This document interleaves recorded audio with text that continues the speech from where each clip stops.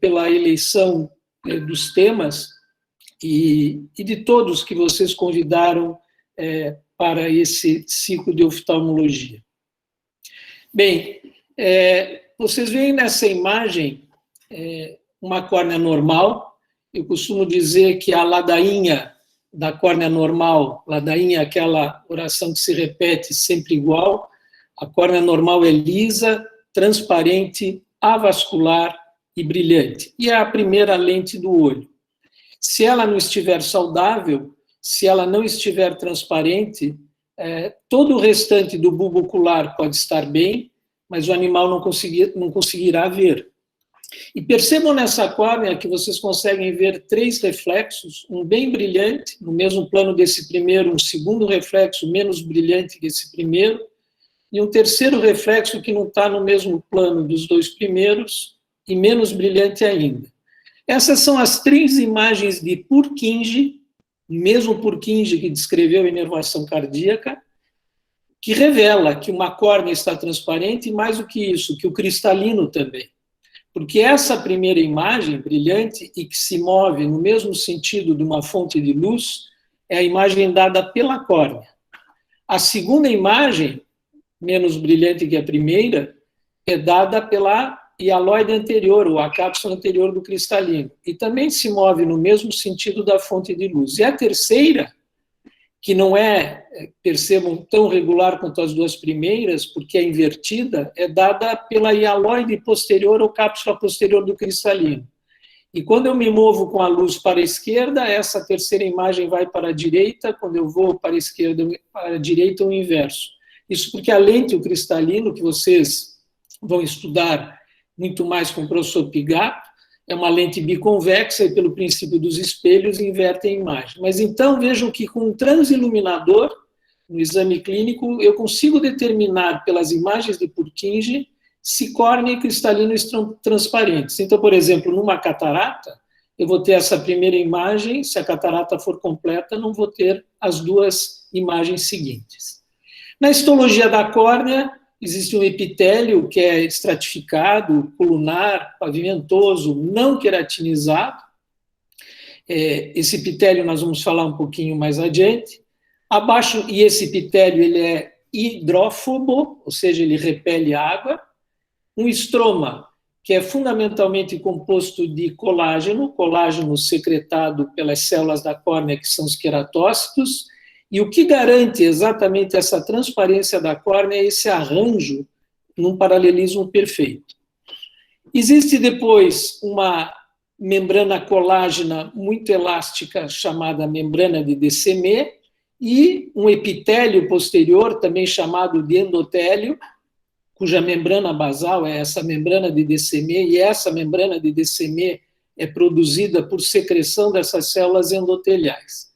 Então, essa córnea, para ser transparente, ela tem que ter o epitélio íntegro e tem de ter o endotélio funcional, porque sendo um tecido avascular, ela é nutrida pela lágrima.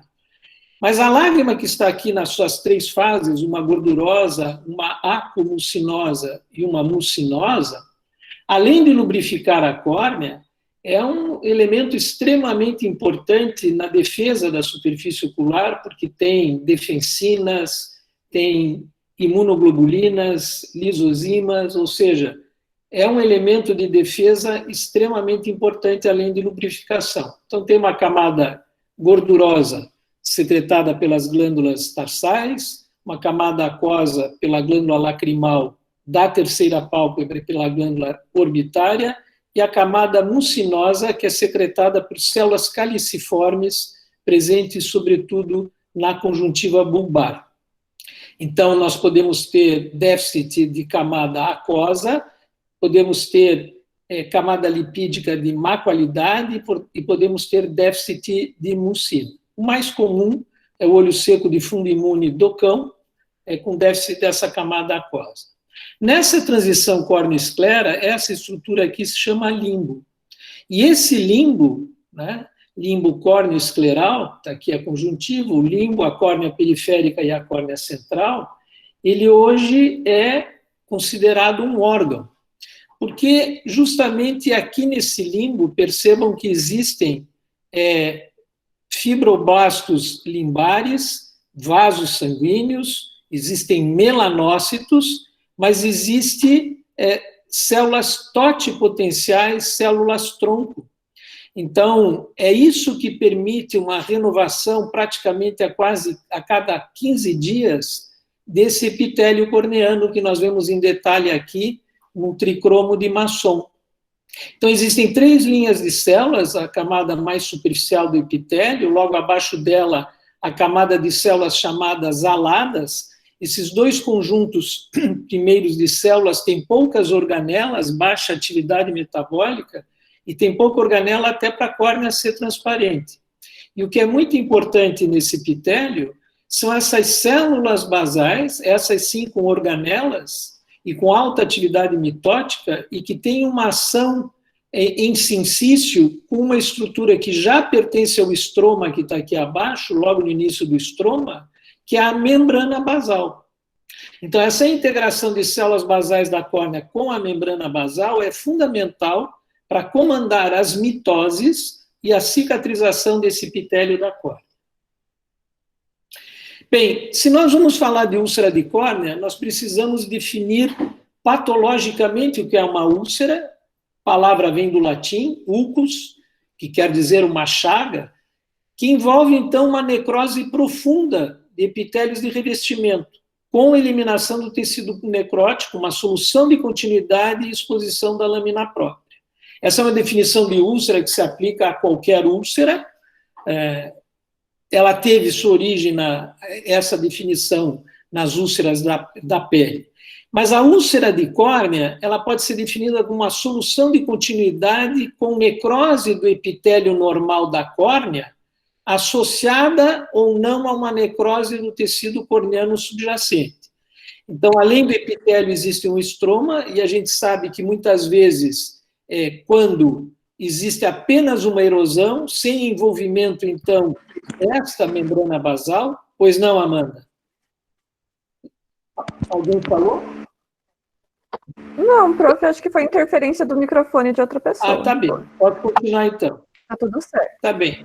Então, quando existe apenas a perda desse epitélio sem envolver a membrana basal, nós veremos todas essas definições na sequência, pode-se falar de uma erosão. Mas quando a lesão acaba por envolver a membrana basal e esse sincício das células basais do epitélio com a membrana basal que pertence ao estroma, em realidade, estamos diante, então, de uma úlcera. E aí é inevitável que ocorra a necrose dessa porção da córnea, que é o estroma. E vale aqui relembrar algo que tem caído em esquecimento, que nós gostamos de usar termos americanos ao se referir, por exemplo, à necrose liquefativa desse estroma, o amolecimento desse estroma, a malácia desse estroma, um termo em inglês que é um melting, né? Que é uma liquefação, né? Da estrutura. Mas a gente esquece que existe patologicamente a definição de úlcera fagedênica, que vem do grego fadedainikos, que quer dizer fome canina, ou seja, a úlcera fagedênica são as úlceras alastrantes de crescimento rápido. E nós temos isso na córnea, na forma da necrose estromal liquefativa corneana. Se é para falar algo rápido, eu tenho defendido falar, então, NELC. Em vez de melting, fala NELC, que é a necrose estromal liquefativa corneana, que vai estar falando muito mais dessa úlcera fagedênica. Mas, falando então agora patologicamente da lesão epitelial e estromal da córnea, é muito comum, porque olho seco é muito comum, blefarite é muito comum, e os braquicefálicos, o olho enorme deles tem ceratite de exposição, é ocorrer a dessecação desse epitélio. A partir da dessecação e perda do metabolismo normal da célula corneana, devido à dessecação, pode ocorrer, então, uma erosão. E a erosão é a perda superficial do epitélio, como eu disse há pouco, sem envolvimento da membrana basal. Também pode acontecer por traumas pouco importantes. né? Anomalia de cílio, como a distiquíase, no seu início, pelo menos. Existe a descamação. Para haver descamação do epitélio, tende a haver subjacente ao epitélio, ou seja, no estroma e no próprio epitélio, um edema de córnea, ou seja, essas estruturas anormalmente hidratadas, para produzir essa descamação. Isso também acontece numa forma especial de doença corneana, que é a bolhosa, a ceratopatia bolhosa. E conforme as lesões não têm curso agudo, mas curso crônico, as córneas, a palavra distrofia fala de distrofos, alterações da nutrição, a córnea se degenera devido à hipotrofia da córnea. Então, por exemplo, quando existe uma paralisia facial, ou pior do que isso, uma paralisia do sétimo par craniano leva à impossibilidade de piscar, a uma lagoftalmia. Mas o pior é acontecer uma lesão do quinto par, porque o nervo corneano é ramo do trigêmeo, e eu ter uma úlcera neuroparalítica, uma úlcera trófica de córnea. E nesses casos, e em outros casos, doenças sistêmicas como hiperadrenocorticismo, ou ainda o sequestro corneano do gato, que a gente não conhece ainda hoje direito à etiopatogenia, ou ainda a melanose, que é um grande problema dos cães braquicéfalos. Então, são situações de distrofia acompanhada de degeneração. E o que pode ser uma emergência ocular, e eu sei que o próximo módulo será de emergências em oftalmologia a gente pode dizer que tudo é uma urgência, ou seja, que exige diagnóstico e tratamento rápido sob risco de sequela. E que frequentemente pode ser uma emergência. O que é a emergência? É quando existe um risco iminente de morte. O que é a morte para o olho? A cegueira. Então, toda situação que pode, muito rapidamente, produzir cegueira é uma emergência ocular.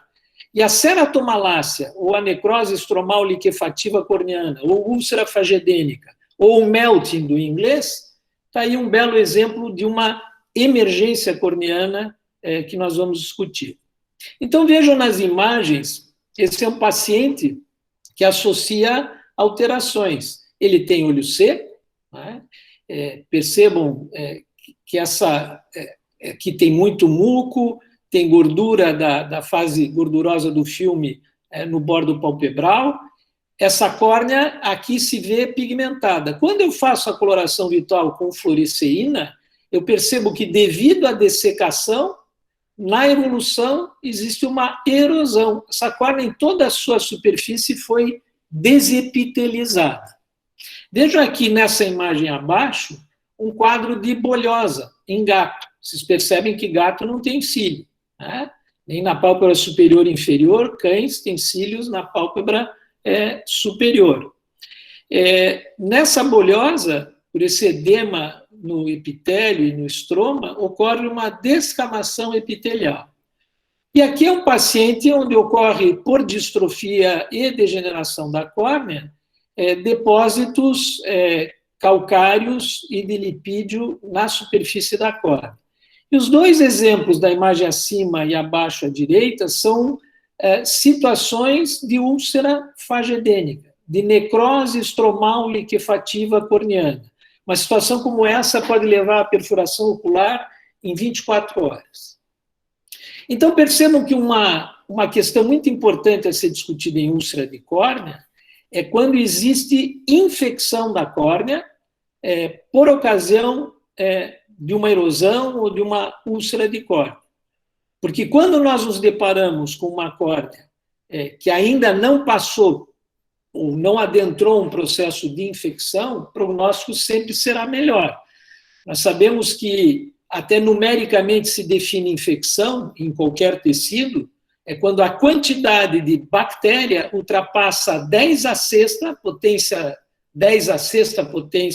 bactéria por mililitro de fluido corporal ou por grama de tecido. Aí passou-se, então, de um tecido contaminado para um tecido infectado. E a defesa da superfície ocular, que é muito competente, tenta, no início de um processo de agressão da córnea, evitar a infecção. Mas quais são, então, as fontes de infecção para a córnea? a partir de um próprio tecido ocular e, mais raramente, de uma fonte endógena, porque como a córnea não tem vaso, uma fonte endógena infectar a córnea é muito pouco provável. Então, a fonte de infecção é exógena e, mais comumente, até a partir dos anexos oculares do próprio olho.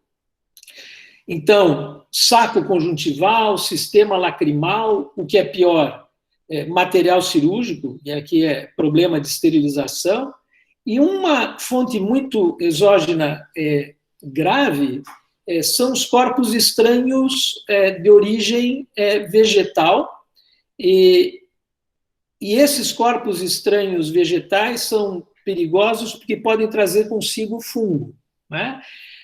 A córnea, por ser avascular, fungos aparentemente gostam de tecidos com uma temperatura um pouco abaixo da temperatura corporal, tecidos avasculares como unha, né, por exemplo, e córnea, são presas fáceis de fungo. E como é difícil tratar uma micose na unha, acreditem que na córnea também.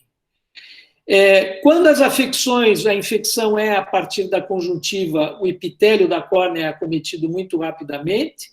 Quando a infecção está na esclera, a tendência é já invadir o estroma da córnea, e quando é uma infecção intraocular, a partir da úvea, é o endotélio da córnea que primeiro se infecta. Então, vejam aqui a imagem de um corpo estranho vegetal, isso sempre nos deixa muito preocupados.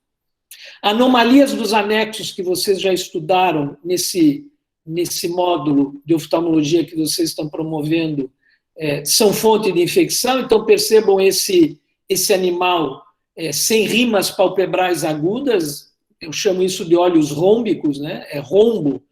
Aqui vocês percebam que o encontro da pálpebra superior e inferior no canto temporal não é suficientemente agudo.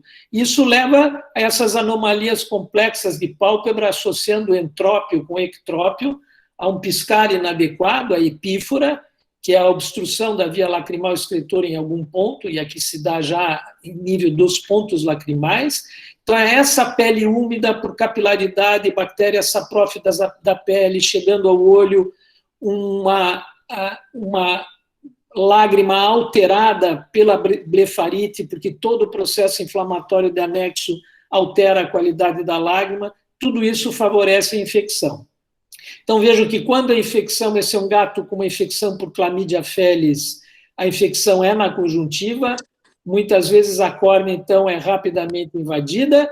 Quando a infecção é a partir da esclera, é o estroma da córnea que é invadido, e quando existe uma endoftalmite, uma infecção na úvea, é o endotélio da córnea que sofre primeiro. Vejam aqui esse depósito de material de fibrina e de células inflamatórias contra o endotélio da córnea. Essa córnea está opaca por lesão endotelial, por infecção. Gordura de boa qualidade, para fornecer energia. E nutrientes também, como vitaminas, minerais, e tudo isso a gente encontra. Seu áudio está aberto.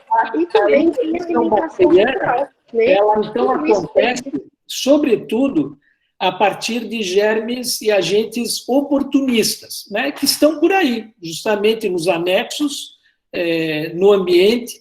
E a gente sabe que o Staphylococcus epidermidis, a Pseudomonas aeruginosa, Streptococcus, Escherichia coli, Corynebacterium, Klebsiella, Enterobacter e Serratia, isso estudos epidemiológicos feitos, são os que prevalecem nessas infecções de córnea. E estão sublinhados aqui Pseudomonas e Klebsiella, porque são duas bactérias gram-negativas produtoras de enzimas que destroem o colágeno da córnea, elastases, metaloproteinases, colagenases. Então, veja aqui uma necrose estromal liquefativa num cão, com infecção por Pseudomonas aeruginosa, e esse é um gato que sofreu uma arranhadura de outro gato, e a gente sabe que muitas vezes na unha dos gatos a presença de Klebsiella não é infrequente. Então, quando essas infecções acontecem por essas bactérias, de pronto a gente sabe que serão úlceras fagedênicas, úlceras colagenolíticas, melting, necrose estromal liquefativa corneana, que é, em realidade, como já comentei, uma emergência ocular. Bem, e além das bactérias, nós podemos ter vírus. E o herpes vírus felino, e também existe o herpes vírus canino do tipo 1, eles produzem lesões na córnea que podem iniciar com um pontilhado, evoluindo para uma úlcera chamada de dendrítica, porque lembra dendritos de axônio, como vocês veem aqui na córnea desse gato. Elas podem depois, essas lesões, coalescerem, se unirem, fazerem uma lesão em forma de carta geográfica. E no caso de cães, é muito frequente que a lesão permaneça como um pontilhado muito evidente. Nós não temos ainda no Brasil o exame rápido para o diagnóstico do herpes vírus canino do tipo 1, e essa seguramente é uma doença subdiagnosticada entre nós. Quando existe melting, necrose estromal liquefativa corneana, lembrar que existem fungos com capacidade de produzir essa úlcera colagenolítica, às vezes de forma mais agressiva, inclusive, do que bactérias. E aqui nós vamos comentar mais a outra doença subdiagnosticada, porque nós não fazemos com frequência investigação para fungos. Mas toda vez que nós tivermos lesões satélites a partir de uma lesão inicial, há que se pensar em fungo. E nós discutiremos a importância da citologia corneana. Aqui em Curitiba, nós não temos ainda esse problema. Essa é uma imagem minha ainda do tempo de Toulouse, quando eu estudei na França, na região do Mediterrâneo, onde a leishmaniose é endêmica. E essa é uma forma rara, onde não houve lesão nas pálpebras, o que é mais comum, e acabou fazendo uma lesão escleral e corneana por leishmania. Então, protozoários, parasitas também lesam córnea. Então, quais seriam os fatores de risco para as úlceras de córnea? Seguramente, em oftalmologia, o trauma é a etiologia mais frequente e mais importante, diferente do que acontece com o ser humano. E lembrem que trauma não é apenas trauma externo, pode ser o trauma advindo, como vocês já estudaram no módulo anterior, de anomalias de anexos, de um entrópio, de um cílio ectópico, que acabam por traumatizar a superfície ocular. O olho seco, produzindo dessecação, a erosão e a evolução desse olho seco, podendo culminar com úlceras, inclusive. O complexo braquicefálico, hoje essas raças são muito populares, que podem apresentar entrópio, ectrópio, anomalia de cílios, o euribléfaro, que esse olho quase todo o tempo exposto, tem animais que nem ao dormir fazem a oclusão completa da fenda palpebral, nós chamamos isso de lago oftalmo, o que predispõe ao olho permanecer mais seco. Também sabemos que os braquicéfalos no centro da córnea têm uma inervação mais pobre, então uma sensibilidade menor no centro da córnea, o que também pode predispor à úlcera.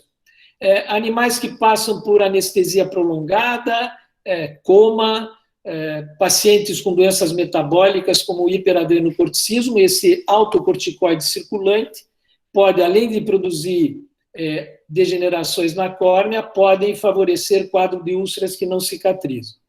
Os corpos estranhos, as infecções, já comentamos, blefarites, conjuntivites, as infecções do sistema lacrimal, as alterações dos anexos e, infelizmente, iatrogenia pelo uso indevido de corticosteroides. Quer dizer, nós não estamos autorizados a usar corticosteroide no olho, na córnea, na superfície ocular, sem fazer antes um teste de fluoresceína ou de outro corante vital, que só nos autorizará a empregá-lo se ele for negativo.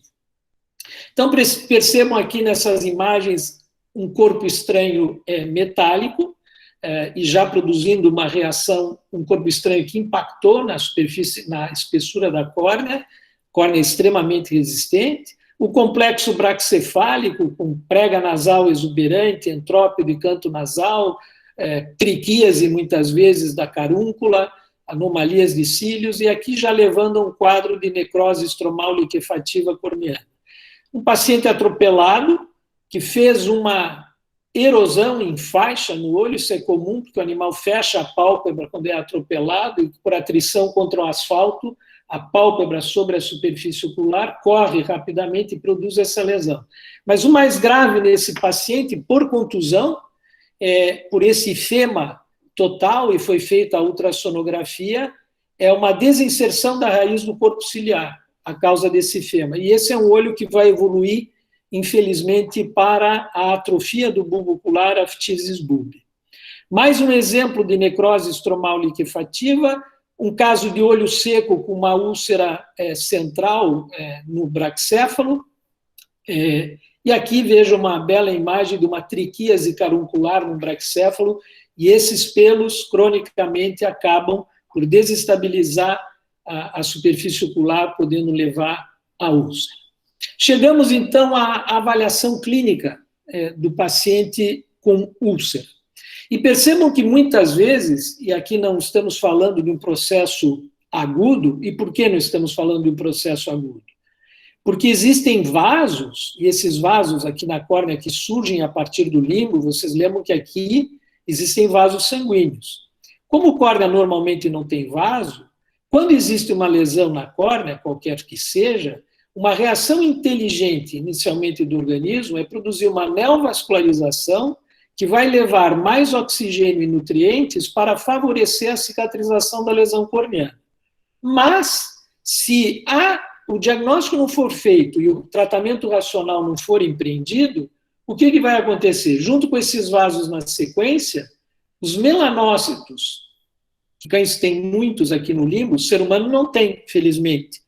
Imagine se nós também, com lesões inflamatórias da córnea, tivéssemos o mesmo problema que especialmente nossos pacientes cães braquicéfalos têm, que é a melanose da córnea. Mas toda vez que vocês virem uma córnea com melanose, trata-se de um processo crônico, porque há uma inflamação crônica da córnea, há uma neovascularização subepitelial crônica, esse fenômeno se chama pannus, do latim, com 2 N's, e a gente sabe até quanto esses vasos caminham por dia, eles caminham à razão de 1 milímetro por dia.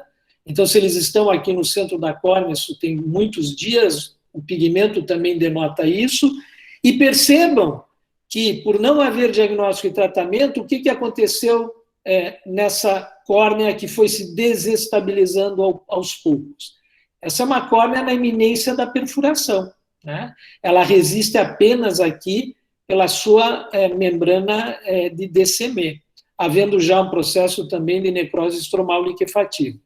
Então, percebam que se vocês recebem um paciente assim, a manipulação cuidadosa dos olhos, da cabeça do paciente, sob risco de haver a perfuração na mesa de exame.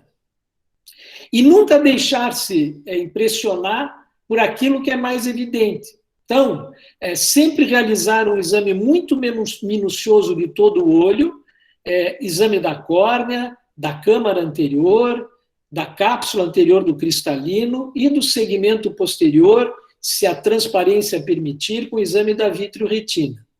Então, muitas vezes um olho assim, até no momento, porque essa seguramente é uma úlcera de córnea cujo tratamento é cirúrgico, então esse paciente será anestesiado, então até no momento de passar o traqueotubo, é muito importante fazê-lo com muita delicadeza para que nesse momento não haja um aumento de pressão intraocular e a perfuração da córnea. Na avaliação clínica, nós avaliamos dor, secreção, as características da úlcera, particularmente a sua profundidade, a extensão da resposta vascular à úlcera, o grau de liquefação ou de malácia do estroma, a presença ou não de lesões satélites e a reação da úvea da íris. Então, percebam que a dor será sempre mais importante nas lesões superficiais, porque a inervação da córnea se distribui superficialmente na córnea. Então, quando a úlcera se aprofunda, destrói a inervação, E a pálpebra, que antes estava fechada com espasmo, que é o que denota a dor, o blefarospasmo, a pálpebra se abre. E, enganosamente, alguém pode imaginar que melhorou. Quando não melhorou, piorou, porque destruiu, inclusive, a inervação. A secreção fala. A secreção purulenta, o mais comum, muco purulenta, amarela. Mas, por exemplo, nós podemos ter uma secreção que tende ao verde, e isso lembra ou faz pensar em infecção por pseudomonas, que não é incomum, pessoal. Inclusive, aí na Universidade Federal do Paraná, há alguns anos, com estudantes de iniciação científica, nós fizemos um estudo microbiológico em serviços de banho e tosa, avaliando nas fômites do serviço a presença de bactérias. E, por óbvio, como se trabalha com pele e pelo, Staphylo strepto tinha que ter mesmo. Mas depois de Staphylo strepto, foi Pseudomonas o que prevaleceu. Então, percebam que, e a gente sabe que em banho e tosa é uma fonte de agressão para a córnea também, é uma fonte de trauma mecânico, trauma químico pelo shampoo, trauma térmico pelo secador. Imagine ainda com poucos cuidados de descontaminação do material que entra em contato com o paciente, o risco de contaminação por pseudomonas, que, relembrando, é uma bactéria colagenolítica, porque produz enzimas que destroem o colágeno da córnea. Então, em relação às úlceras, é mais importante, em relação ao prognóstico, avaliar a sua profundidade do que a sua extensão. Porque percebam que aqui eu tenho uma úlcera extensa, mais superficial. Aqui eu tenho uma úlcera não tão extensa, mas que tem um fundo transparente. E, aliás, foi feito fluoresceína aqui, e percebam que ela não fixa a fluoresceína aqui no centro. E por que não fixa? Porque aqui está pela membrana de DCM. E a membrana de DCM é uma membrana colágena, mas é do colágeno tipo 5, porque o estroma, relembrando, ele é hidrofílico, é por isso que o corante se fixa no estroma, mas aqui não tem mais estroma e a membrana de DCM não fixa corante vital. Então, percebam que essa é uma úlcera que tem uma reação vascular, percebam, tem panos, essa é uma úlcera que se tornou assim na evolução, ela não começou assim. Veja que ela tem dias, lembra que eu disse que esses vasos caminham 1 milímetro por dia? Então, ela tem vários dias, né? E evoluiu para uma úlcera profunda, com exposição da DCM, na iminência da perfuração. E aqui, pessoal, é uma úlcera por fungo. Então, veja que a característica de fungo é ter várias lesões satélites, né, na córnea, e já existe também uma reação uveal importante, existe uveíte nesse paciente, vejo a pupila em miose. Por que existe uveíte quando existe úlcera de córnea? Primeira razão é essa, reflexa. O que é uveíte reflexa? Reflexa a dor. A córnea dói muito, é um tecido muito inervado, e a reação à dor é fazer miose. Então, a miose persistente com espasmo dessa musculatura esfinteriana já é o suficiente para causar inflamação do tecido uveal. Mas outras vezes, a bactéria que acomete a córnea acaba adentrando a câmara anterior e produzindo o que nós chamamos de uma reação uveal tóxica, pelas toxinas bacterianas. Então, essa reação uveal, ela se dá por dor e se dá pela infecção.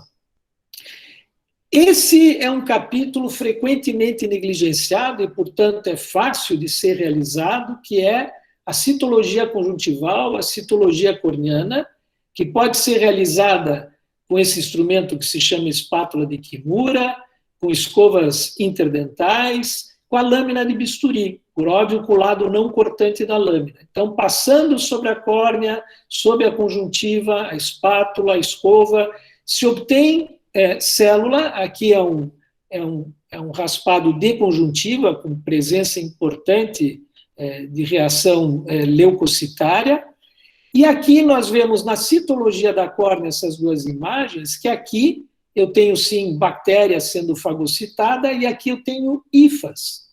Então, percebam que, para chegar a um diagnóstico, e que é o caso, de uma ceratite mista, ou seja, por bactéria e por fungo, eu não preciso aguardar um longo tempo de cultura em meio de saburô, que é o meio ideal para fungo.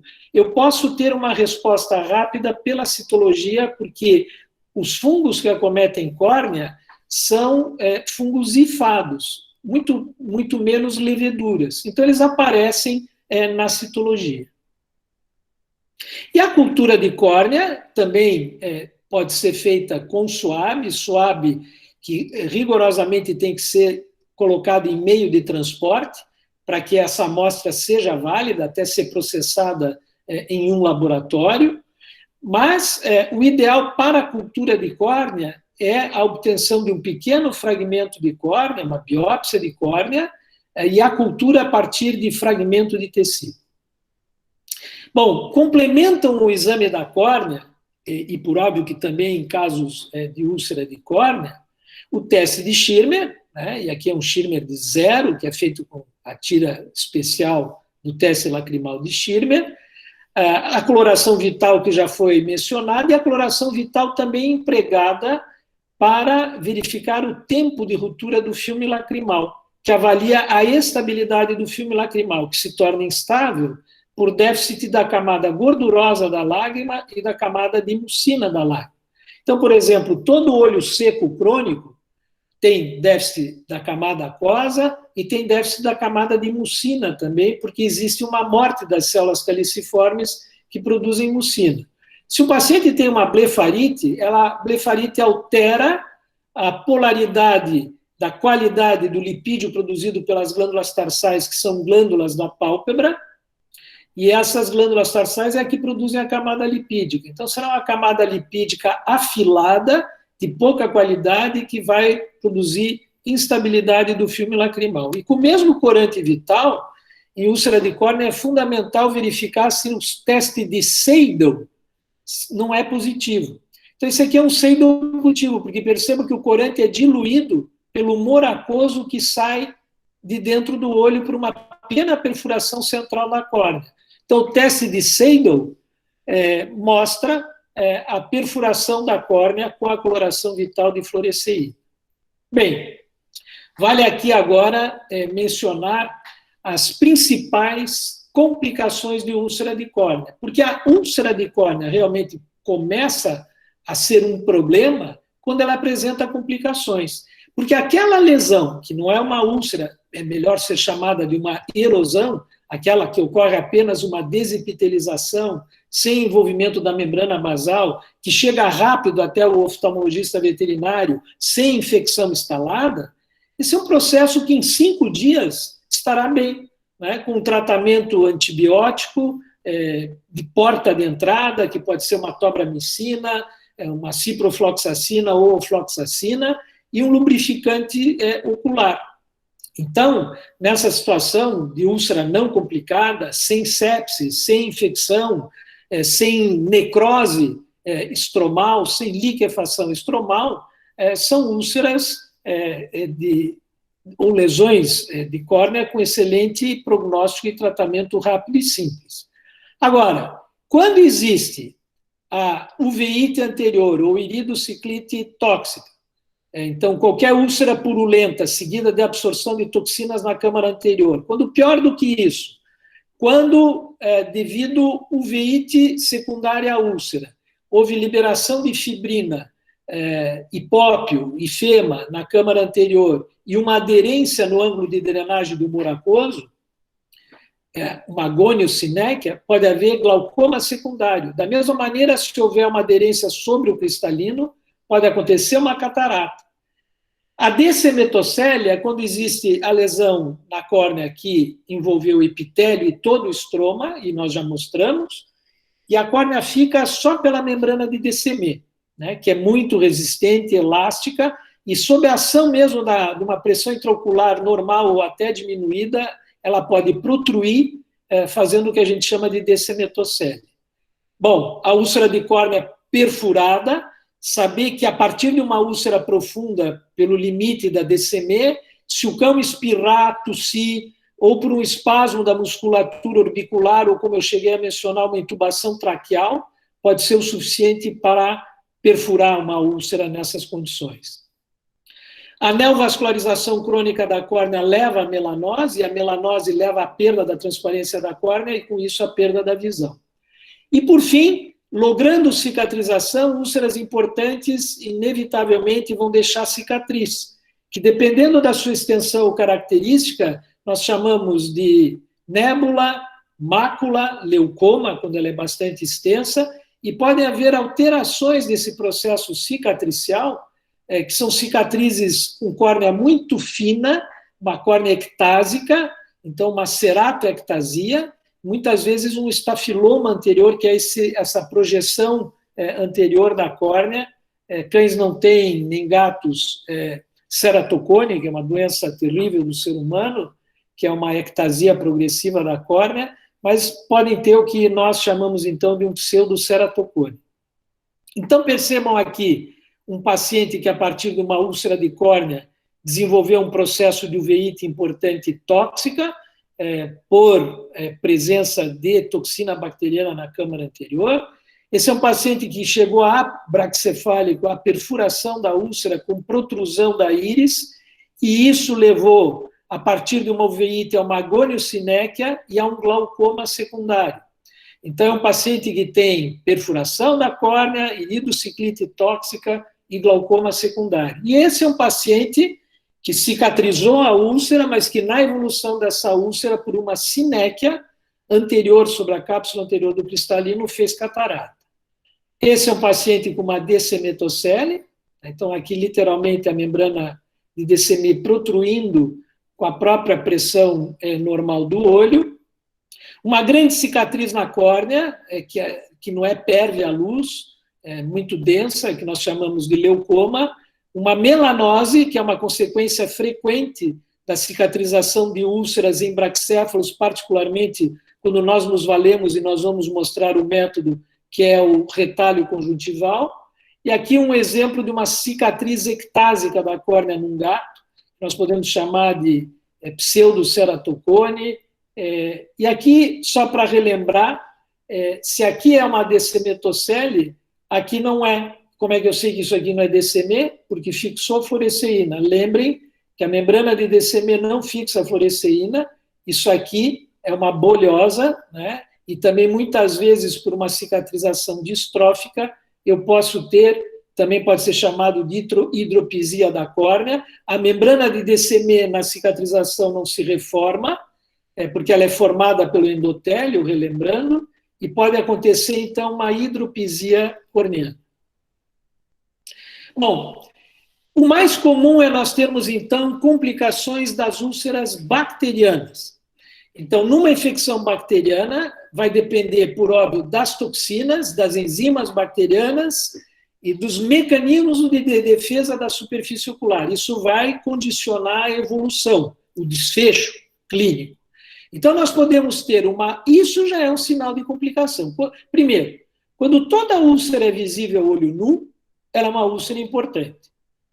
E quando ela tem, então, uma região com abscesso na córnea, existe sepse na córnea, então isso já é um elemento de complicação. Então, essa aqui é uma úlcera de córnea purulenta sem hipópio. E esta é uma úlcera de córnea purulenta com hipópio.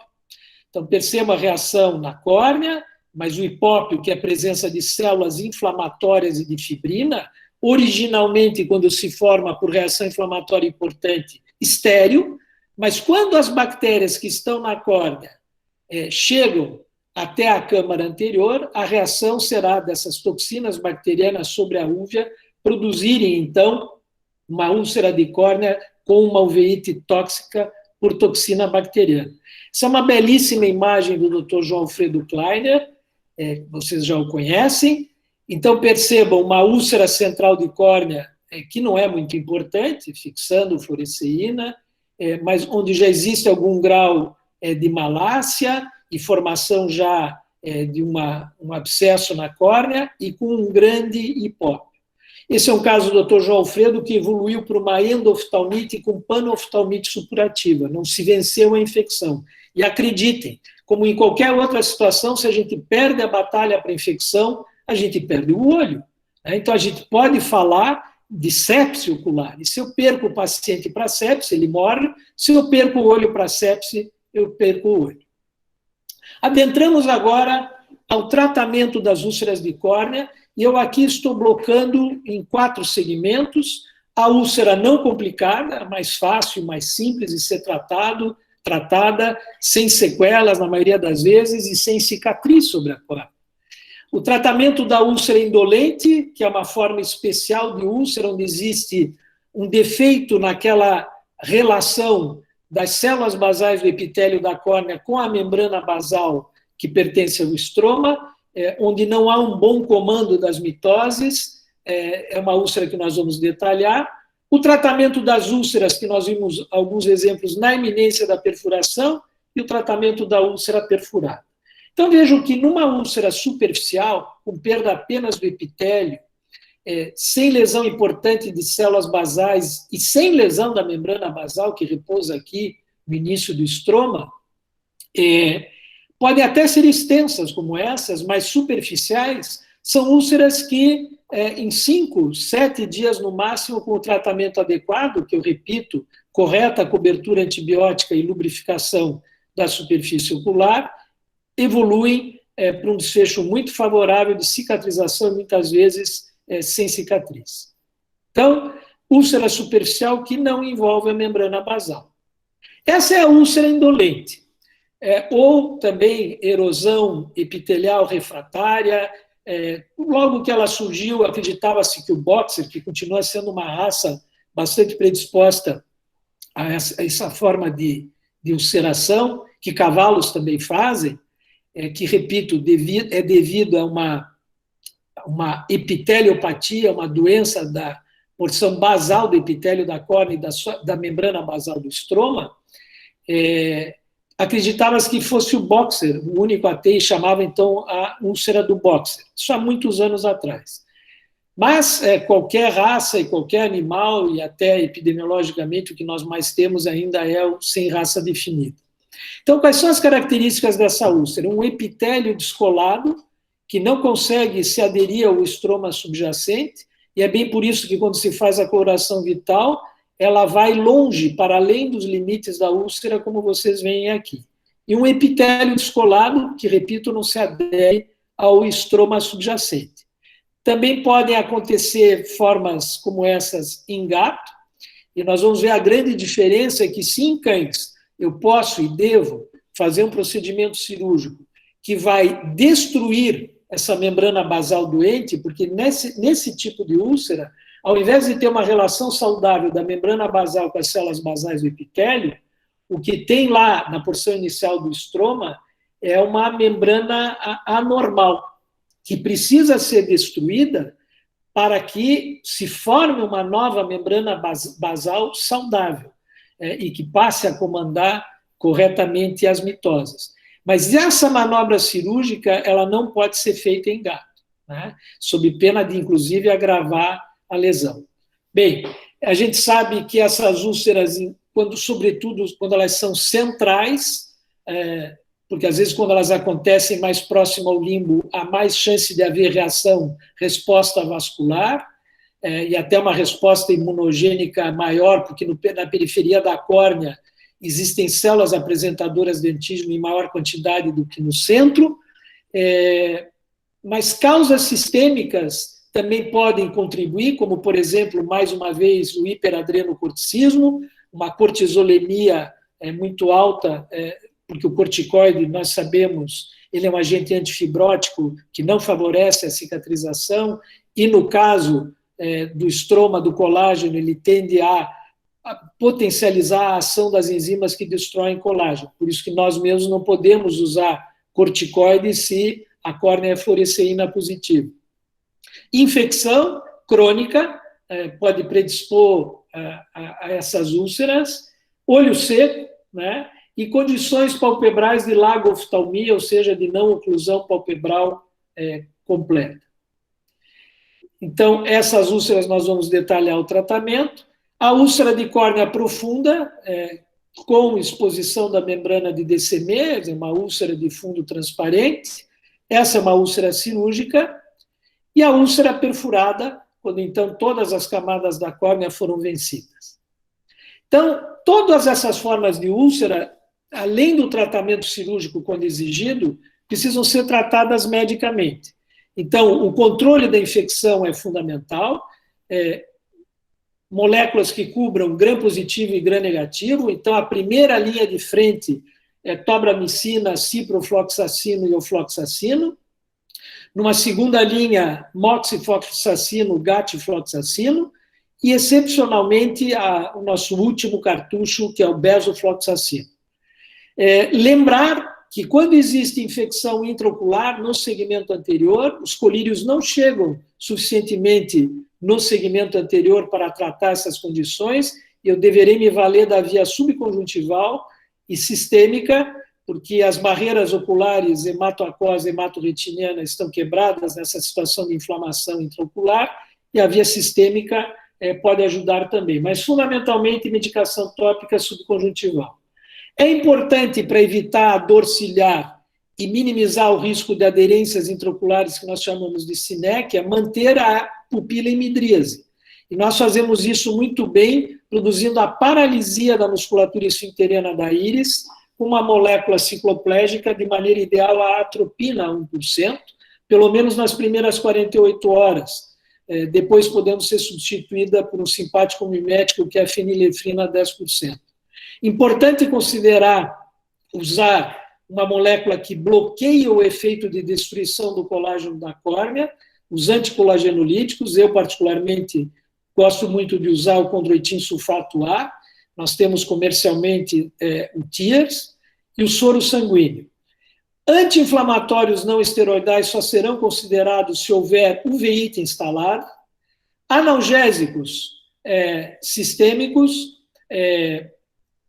existem drogas como o tramadol ou a própria gabapentina, que podem ser considerados.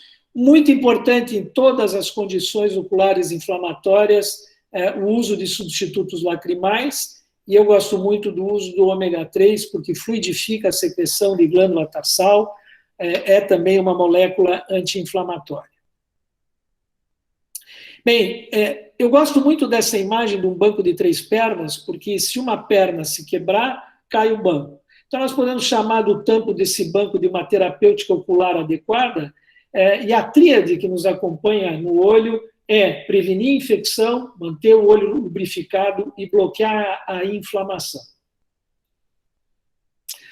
Bom, na úlcera indolente, em cães, né, esse procedimento que vocês estão vendo aqui em imagem, que é a ceratotomia em grade, feita com uma agulha dobrada, com uma agulha em cistítino, onde está fazendo um risco, né, até o estroma anterior da córnea, com o intuito, e até ultrapassando os limites da úlcera, isso é feito com o intuito de destruir a membrana basal doente e torcer, e frequentemente isso ocorre, para que, na sequência, se forme uma membrana basal competente. Então, esse procedimento está autorizado em cães, ele está interditado, proibido em gatos. Adicionalmente a esse procedimento, é importante usar moléculas que favorecem a expressão de uma molécula na córnea, que se chama fibronectina, que vai favorecer com que esse epitélio se cole ao estroma subjacente. E o condroitin sulfato A faz isso, soro sanguíneo também. Também é possível fazer esse procedimento de destruição da membrana basal com uma broca de diamante. Chegamos à emergência ocular, que é a necrose estromal liquefativa corneana, ou melting do inglês, úlcera fagedênica, que acontece, então, por uma hiperatividade de metaloproteinases, colagenase e elastase, infelizmente ainda por emprego equivocado de corticoide por colegas, por ação de bactérias e fungos colagenolíticos, fungos quase todos são, bactérias, lembre especialmente da Pseudomonas e da Klebsiella. E é muito importante, mais uma vez aqui, o uso de moléculas que bloqueiam essa hiperatividade enzimática ou minimizam essa hiperatividade enzimática e bloqueiam cascatas inflamatórias, mais uma vez, como a condroitina e o soro sanguíneo. Lembrar que condições como essa podem levar à perfuração ocular em 24 horas. E quando existe, então, a sepse ocular, literalmente com endoftalmite ou mesmo panoftalmite, uma panoftalmite supurativa, é importante, porque se a infecção está na úvea, existe uma uveíte tóxica, que além de colírios, pomadas, tratamento tópico no olho, eu me valha da via subconjuntival bulbar para que eu tenha níveis intraoculares importantes de antibiótico, de anti-inflamatório, e esse espaço subconjuntival bulbar aceita qualquer medicação. Também se pode, excepcionalmente, usar o antibiótico na câmara anterior. Eu já há muitos anos uso da farmacopeia humana uma associação de ceftazidima e vancomicina. A ceftazidima é uma cefalosporina de terceira geração, que cobre gram negativo, com um glicopeptídeo, que é a vancomicina, que cobre gram positivo. Então, a gente faz a diluição de 10 ml no frasco ampola da ceftazidima e toma 0,1 ml dessa diluição, ou seja, 100 miligramas de ceftazidima.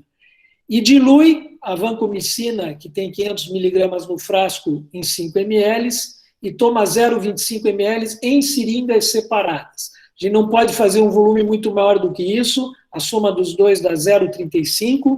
A gente pode, no máximo, dependendo do olho do cão, fazer meio ml no espaço subconjuntival. Mas lembrar de fazer em seringas separadas.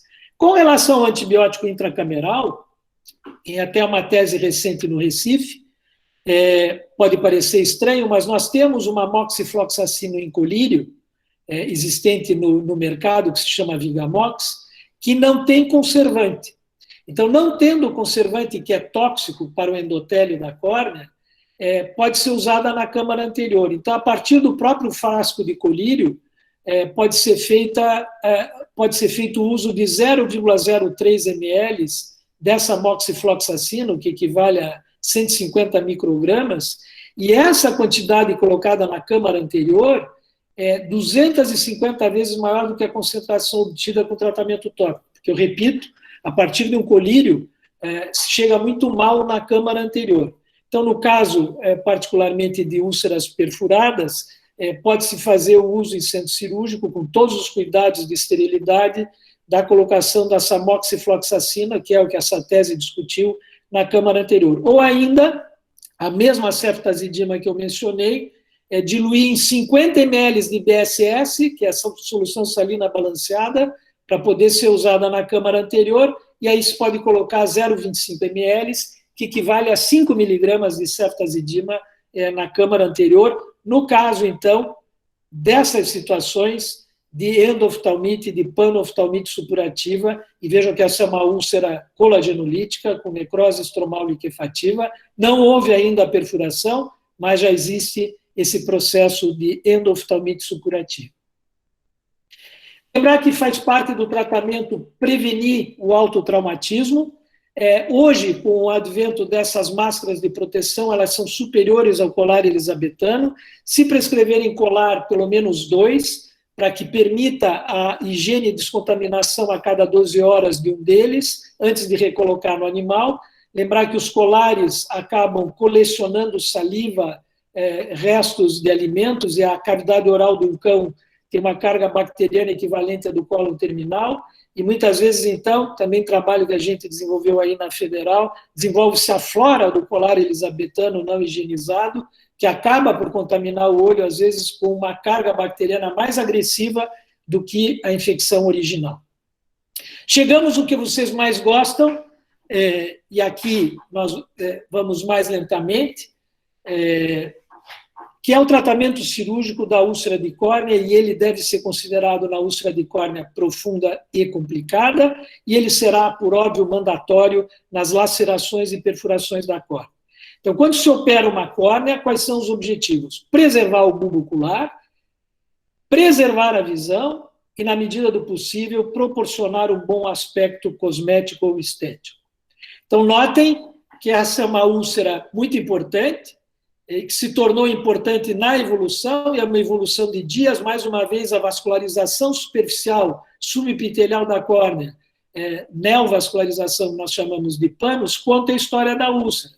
Se caminha 1 milímetro por dia, e eu tenho vasos aqui no centro da córnea, eu sei quantos dias isso evoluiu. Então, não tem como o responsável pelo animal mentir, né?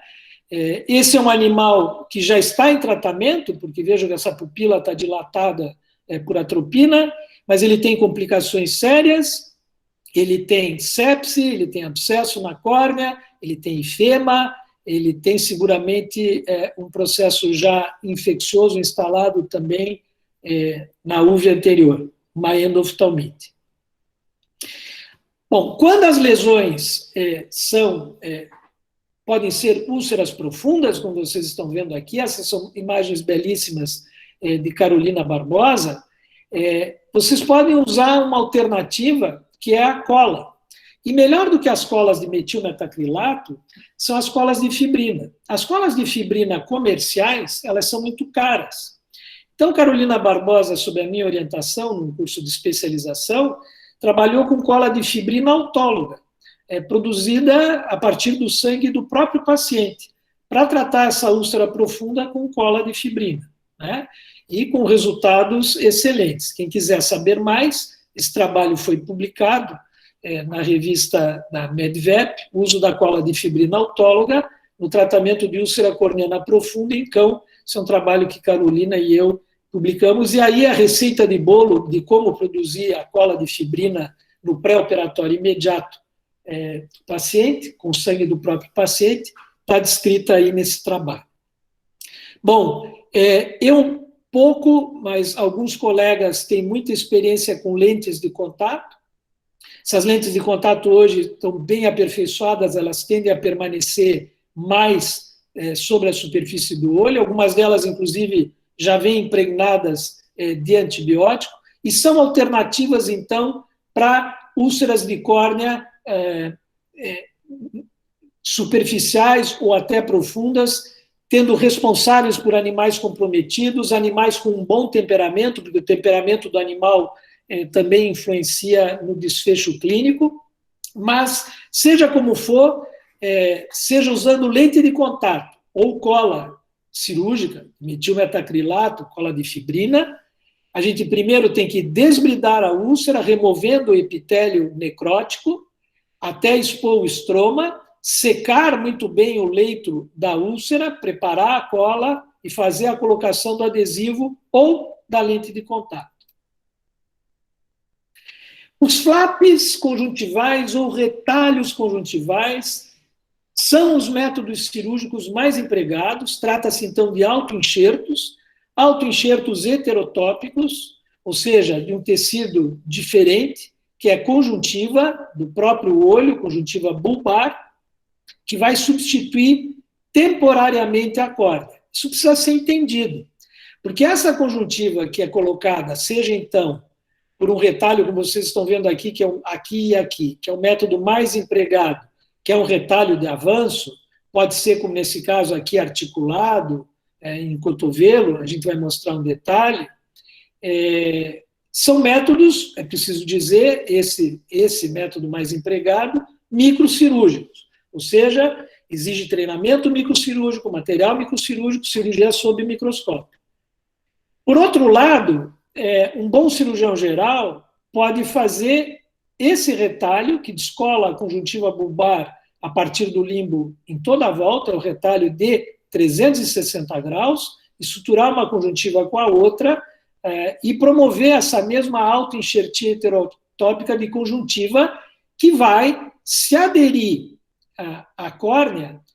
Se aderir como? Nós chamamos de enxertia, um termo entre aspas, de pega. Quando é que um enxerto pega?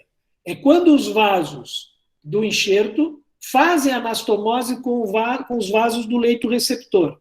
Córnea normal não tem vaso, mas córnea doente, nós já vimos, tem vaso. Então, quando os vasos da conjuntiva fizerem anastomose com os vasos que estão na superfície da córnea, ocorrerá o pega.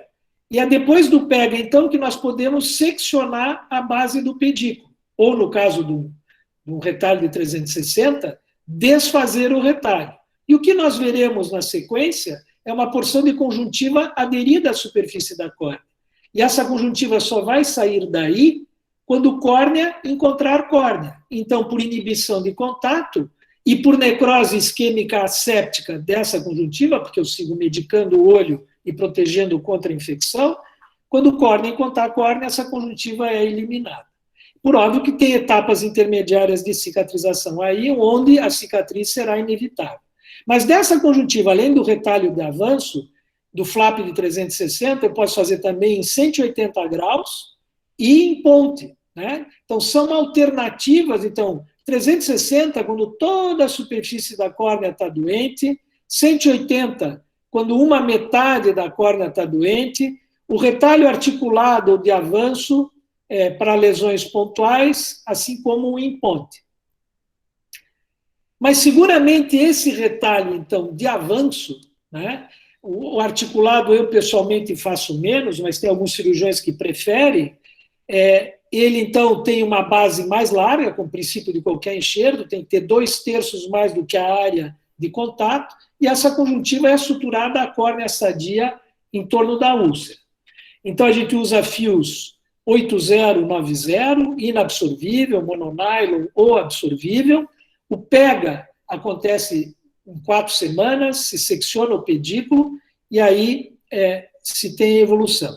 Esse é um filme, e vocês já sabem que viram na aula dele, o campeão do filme, e vocês verão na aula do professor Pigato também, é um outro campeão de filmes com muita qualidade. É uma arte, né, produzir esses filmes, se bem que aqui é a câmera acoplada ao microscópio cirúrgico. Vejam que a forma que o Dr. João Alfredo escolheu para descolar a conjuntiva bulbar, e percebam um detalhe importante de anatomia cirúrgica, ele começou atrás do limbo, né? Não exatamente sobre o limbo, para não destruir o limbo, que nós vimos é um órgão, né, com células tronco, totipotenciais. Então, a incisão na conjuntiva bulbar foi um pouquinho para trás do limbo, e agora que ele está com uma tesoura de conjuntiva, seccionando, mas não em paralelo às incisões, elas divergem, elas não caminham em paralelo para criar uma base mais larga do que a área de contato do enxerto, que vai, então, ser suturada à córnea numa porção que ancore sutura, ou seja, em córnea sadia. Lembre que essa córnea tem menos de 1 milímetro de espessura, isso é ancorado no estroma médio ou posterior da córnea, então por isso é uma intervenção obrigatoriamente microcirúrgica, sob magnificação de microscópio. Então, o retalho de conjuntiva é suturado à córnea. E, repito, passado um mês, aproximadamente, vai se seccionar a base desse pedículo. Então, está aqui, passado um mês, 4 semanas, houve o pega. Né? A gente vê com a lâmpada de fenda, o biomicroscópio, essa integração do tecido conjuntival com a córnea. Então, pode-se seccionar a base do pedículo, e aí se tem uma porção de conjuntiva aderida à córnea, e ela só vai sair daí quando, por inibição de contato córnea contra córnea, e por necrose isquêmica séptica, essa conjuntiva é eliminada, e é inevitável que nessas formas de substituir córnea por conjuntiva surja uma cicatriz. E no caso dos braquicéfalos, eu já havia mencionado, uma complicação cicatricial frequente a esses retalhos é a pigmentação da córnea. E nós, recentemente, também, uma orientada nossa de especialização, a Tatiane Campagnoli, e eu, estamos fazendo o uso original de ciclosporina intraestromal como agente antiangiogênico, porque esses melanócitos e essa melanose vem pela neovascularização da córnea, para tratar como uma nova alternativa adicional para lutar contra esse desafio clínico que nós temos, que é a melanose da córnea, particularmente em braquicéfalos. Então, a injeção é no estroma anterior da córnea, de uma pequena quantidade de ciclosporina injetável, o Sandimum, para o tratamento dessas melanoses da córnea. Então, um paciente aqui com arranhadura de gato, onde eu fiz um flap de 180 graus, e a cicatrização do flap de 180 graus. Um paciente com uma lesão profunda, com perfuração da córnea e uma malácia importante da córnea, onde foi feito um flap de 360 graus, lembrando que esse é um método não microcirúrgico, e um leucoma com uma cicatriz mais densa. Então, relembrando apenas uns passos mais importantes, esse é um flap de 360 graus. Quando a lesão é inflamatória crônica, essa conjuntiva é muito irrigada, então a gente tem que conter essa hemorragia com uma solução adrenalizada gotejando no campo cirúrgico, a solução A1 para 10 mil. Então a gente descola essa conjuntiva bulbar a partir do limbo em toda a circunferência do olho. Então ela é descolada, não é uma manobra microcirúrgica, a gente está trabalhando aí com uma pinça de conjuntiva e uma tesoura de Metzenbaum, e agora vai ser suturado conjuntiva com conjuntiva.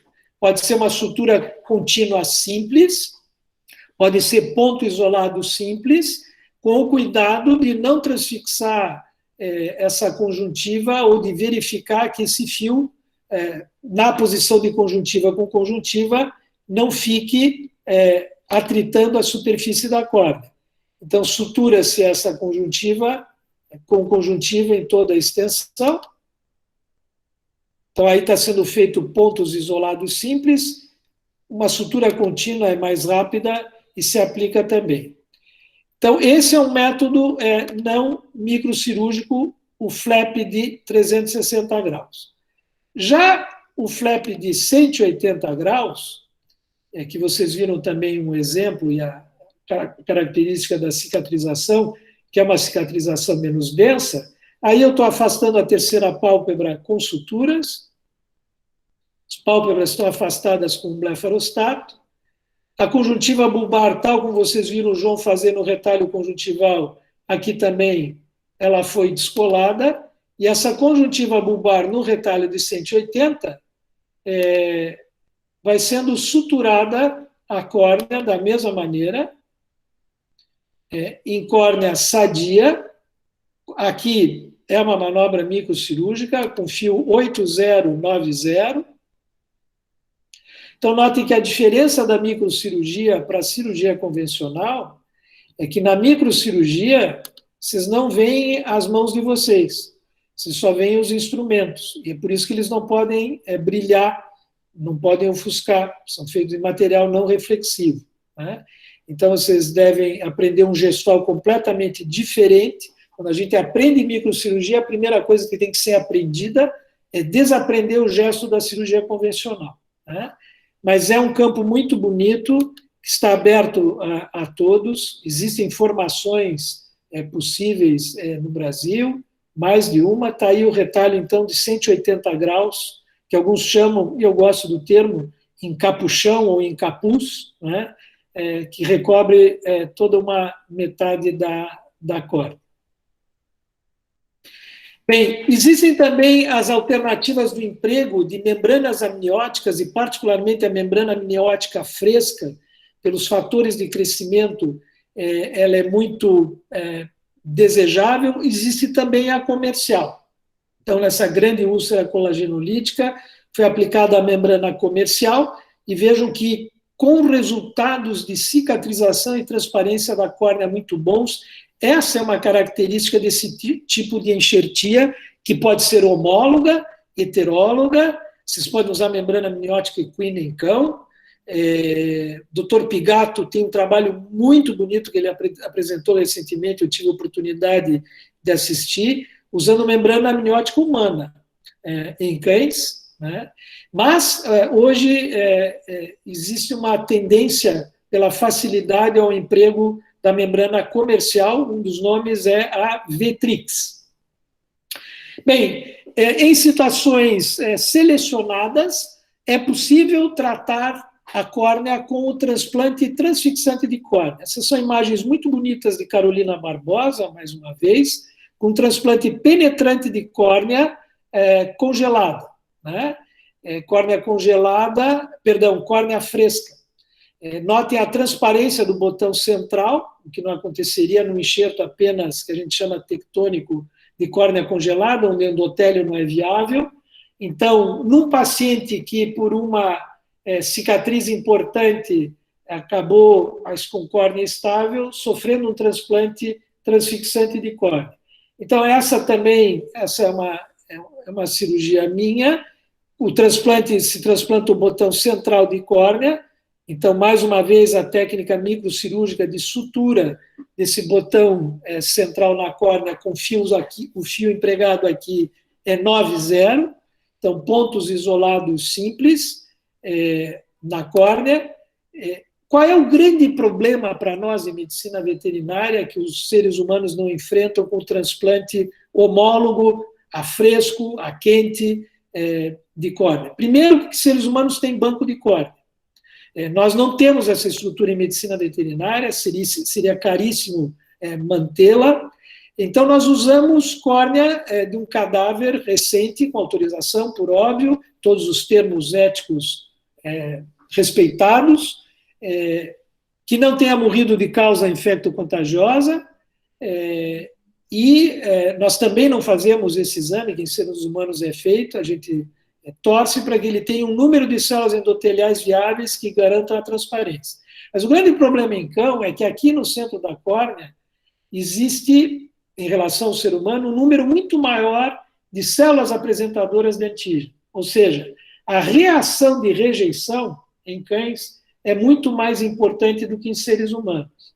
Então, é por isso que, mesmo tratando o fenômeno de rejeição com corticoide, com imunomodulador como a ciclosporina, é inevitável que se tenha cicatriz. Né? Isso, para um ser humano, seria inaceitável. Né? E significaria algum erro técnico. Porque ser humano não tem essas células apresentadoras de antígeno em quantidade importante no centro da córnea, diferente de cão. É por isso que nós não fazemos tanto transplante transfixante de córnea como acontece com o ser humano.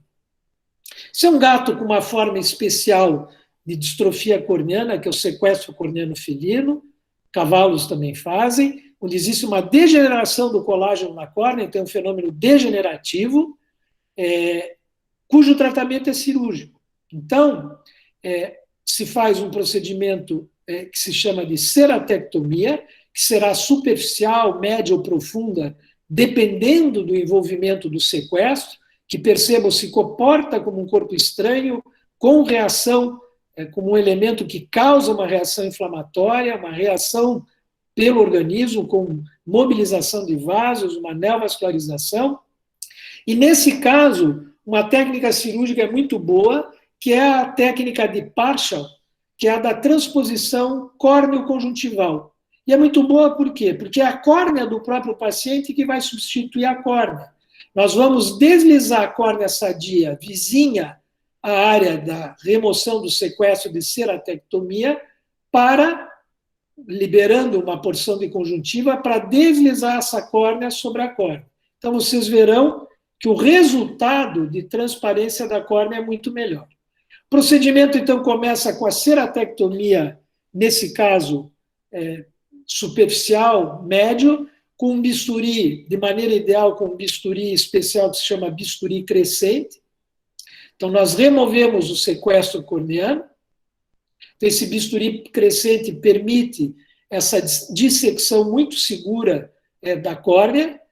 E agora, o mesmo bisturi vai dissecar, depois de realizar 2 incisões paralelas até o limbo, vai liberar essa córnea normal, que depois de liberar a conjuntiva vai deslizar e será suturada nessa porção da ceratectomia. Então, a córnea vizinha já foi liberada, e agora a gente chega na fase crítica dessa intervenção, que é essa aqui de liberar a conjuntiva na altura do limbo, que é a transição córneo-esclera.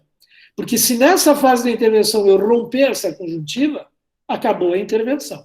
Né? Porque a córnea vai ficar ligada a esse pedículo de conjuntiva bulbar. Né? Então, essa fase de liberação, de tunelização da conjuntiva, como vocês estão vendo aqui, é a fase mais crítica dessa intervenção. Então, liberada a conjuntiva, a gente pode deslizar a córnea sobre a córnea e a gente começa agora a sutura. Em cirurgia, a gente sabe que os pontos críticos são os ângulos. Então, nós começamos sempre a sutura pelos ângulos. Então, pontos isolados simples. O fio aí é um fio absorvível de poliglactona 8,0. Então, a gente começa pelos ângulos, pontos isolados simples. Então, na microcirurgia, nós não vemos a mão, né? Nós vemos apenas os instrumentos. O gestual é bastante diverso daquele da cirurgia convencional. Nós fazemos o nó de Toupet, onde a gente trava o nó no segundo, apenas na segunda passada, e sempre a confecção de 4 nós, respeitando o sentido do nó. E aí terminada a intervenção com pontos isolados simples na córnea e na fixação do retalho. E percebam, então, o resultado dessa transposição córneo-conjuntival. Notem a transparência da córnea, que é a conjuntiva que fica sobre a córnea, e da mesma maneira, passado menos de um mês, a gente pode seccionar a base desse pedículo, que a córnea estará substituindo essa porção de ceratectomia. Chegamos para encerrar, pessoal, com as perfurações de córnea, e elas podem acontecer por lacerações penetrantes, como é o caso da arranhadura de gato, por corpos estranhos, e aqui um corpo estranho de origem vegetal. E quando acontece a perfuração, pessoal, a primeira coisa que acontece é a despressurização do olho. Então, ocorre a saída do humor aquoso, o olho perde pressão, nesse momento se desfaz a câmara anterior, não existe mais câmara anterior, ela fica rasa, a córnea encosta na íris, câmara anterior rasa a gente chama de atalamia, e o mais grave, passa a haver migração de conteúdo ocular. O mais grave é haver migração de conteúdo externo para o interior do olho, comunicação, então, com o ambiente externo, mas também a possibilidade de saída de conteúdo ocular através da abertura. E nós vamos ver o que normalmente sai é a íris, é a protrusão da íris. Então, pressão intraocular baixa, isso pode levar, pessoal, a uma lesão mais grave ainda, que é o desprendimento do corpo ciliar. A unidade formadora do humor aquoso no olho é o corpo ciliar. Se ele se desprender, não vai formar mais humor aquoso, ou seja, o olho vai se atrofiar. Do latim é aftisis bulbi. Então, perfurou, o risco de infecção, de sepse ocular, de endoftalmite é muito grande, assim como de liberação de antígeno. Da onde? Do cristalino, pessoal. Se romper a cápsula do cristalino, aquela proteína que é constituída do cristalino, o doutor Pigato vai explicar melhor isso, não é conhecida do sistema imune do paciente, e vai haver uma reação muito importante. Então, perfurações da córnea podem acontecer isso aqui é porco-espinho, né? Que acabou, esses acúlios penetrando na córnea. Lesões pontuais como essa podem ser tratadas, por exemplo, com cola, né? Agora, percebam, esse tipo de lesão é uma armadilha, pessoal. Não houve uma lesão pérfuro-cortante, uma laceração, houve uma contusão ocular, nesse caso, uma zona frágil, guardem isso, da córnea, a transição córnea-esclera, especificamente o limbo. O limbo é uma zona muito frágil, porque a esclera encontra a córnea na forma de dedo de luva, uma indentação. Então, biomecanicamente, o limbo é uma zona frágil. Então, as rupturas límbicas, né, e vocês percebem aqui uma bolha na área do limbo, né, acontecem muito em contusões oculares por traumatismos na zona do equador do olho. Então, para a sutura da córnea, a gente usa monofilamento, sobretudo, 8, 9, mais raramente o 10-0, montado em agulha microcirúrgica espatulada. E o que a gente faz, como em outras situações, é ir dividindo a ferida em duas partes, com suturas interrompidas de pontos simples, que não podem ser transfixantes. São pontos ancorados a 90% a 95% da profundidade do estroma. E lembrem que a córnea como um todo tem menos de 1 milímetro. As suturas devem possuir em torno de um comprimento de 1,5 milímetros, serem ancoradas na mesma profundidade de cada lado da ferida, né? Suturas rasas criam fenda na ferida, suturas em profundidades diferentes resultam em sobreposição. Nós vamos ver isso em imagem. Então, a sutura ideal é essa. 90% a 95% do estroma, mesma distância dos dois lados, particularmente, então, isso é possível quando a ferida é regular. Né? Aqui, se eu uso um fio 9,0, eu posso, inclusive, sepultar o nó no estroma. Eu tive um professor na França, o professor Lesquieu, que já faleceu, ele tinha uma frase muito bonita, ele dizia: um nó de sutura na superfície ocular é uma pedra no rio da lágrima. Ou seja, a lágrima desvia no nó e ocorre uma ruptura da continuidade do filme lacrimal na superfície da córnea, o que seca o olho. Mas a gente só pode sepultar o nó dessa maneira usando o fio 9,0, né? Já que 10,0 a gente usa raramente, por questão de segurança. Olha o que acontece se a sutura é muito superficial. Eu crio uma fenda posterior, né? Uma posição defeituosa. Se eu não faço a mesma distância dos dois lados, eu provoco um cavalgamento, uma sobreposição da porção anterior da ferida, uma eversão do bordo. Da mesma maneira, a profundidade diferente da sutura leva a esse cavalgamento do bordo da ferida. Então, a técnica de sutura de córnea tem que ser muito precisa. E eu não posso jamais transfixar a córnea pelo risco, por capilaridade, inclusive do fio, de criar uma fístula, né? Uma entrada de material contaminante externo para dentro do olho e a lesão do endotélio, que vai prejudicar a transparência da córnea. Lembrar que as feridas anguladas exigem que a distância que a gente sempre mede, que tem que ser igual de um lado ou do outro, é no bordo posterior, descemento endotélio. Então, vejo que mesmo angulada, se superficialmente vai parecer desigual, a distância de um lado e de outro, na profundidade a distância é igual. Então, a equidistância é no plano posterior, como vocês veem nessa sutura de uma arranhadura de gato. Na superfície parecem suturas, né, diferentes no comprimento e distância, mas respeitou-se por tratar-se de uma lesão angulada da perfeita posição no bordo posterior. Depois de suturar, é importante refazer todos esses casos aqui em gato, arranhadura de gato. Aqui também é um caso de arranhadura de gato, é uma lesão relativamente frequente. A gente refaz a câmara anterior com ar estéreo, que a gente aspira de uma chama de fósforo, isoladamente ou com BSS, solução salina balanceada. Antes de, através de uma abertura da sutura, a gente pode considerar usar ativador de plasminogênio tecidual, que faz hidrólise de fibrina, que inevitavelmente vai se formar nessa câmara anterior, e fazendo uso de TPA intracameral, a gente minimiza as sinéquias intraoculares. Muito importante manter o olho em cicloplegia, para também minimizar essas sinéquias e evitar a dor ciliar, e fazer uso generoso de anti-inflamatórios não esteroidais, locais e também sistêmicos, por conta da uveíte que já está aí instalada. Agora, quando essas perfurações de córnea envolvem saída de material intraocular, do que sai a íris, então uma protrusão maciça de íris, nós consideramos que essa íris que sai tem de ser amputada pelo risco de reintroduzir material com infecção contaminado e produzir uma endoftalmite, uma panoftalmite supurativa. Então, se faz a amputação dessa íris prolapsada e se faz a sutura da córnea.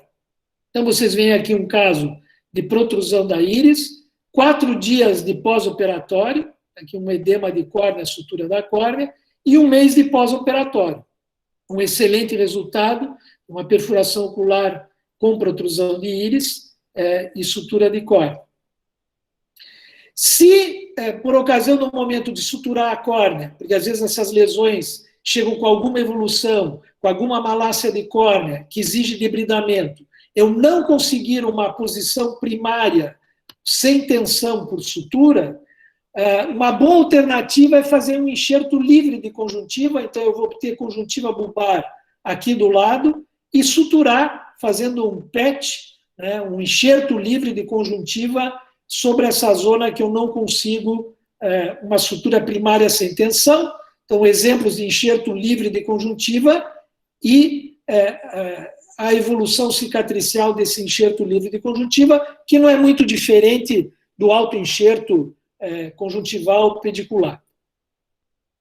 Finalmente, eu gostaria de dizer a vocês que o tratamento, então, das úlceras de córnea, o tratamento racional, depende, por óbvio, de um diagnóstico preciso.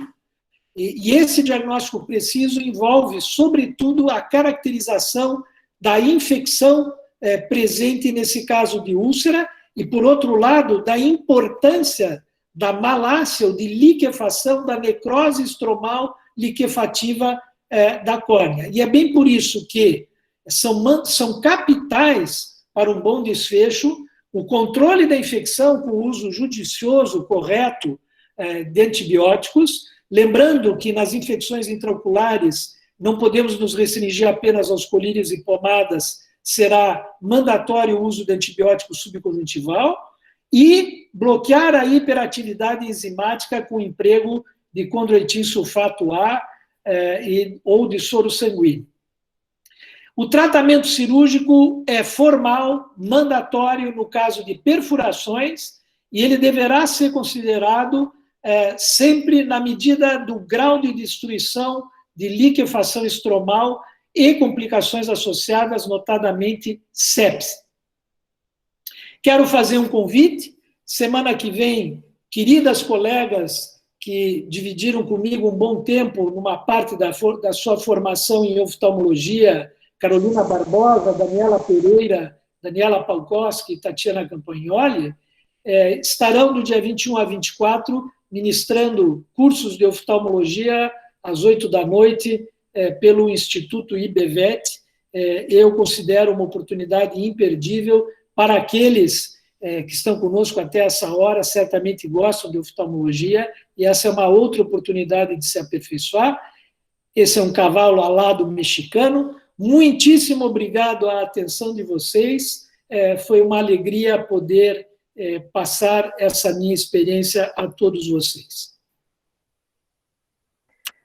Muito obrigado, professor, pela palestra. Eu vou ler algumas perguntas que a gente tem aqui. A primeira é da Ana Carolina. Não, a primeira é da Stephanie. Ela pergunta qual a sua experiência com a acetilcisteína e do EDTA como anticolagênico. Muito obrigado pela questão. A acetilcisteína foi o primeiro agente anticolagenolítico que nós empregamos em oftalmologia há muitos anos atrás.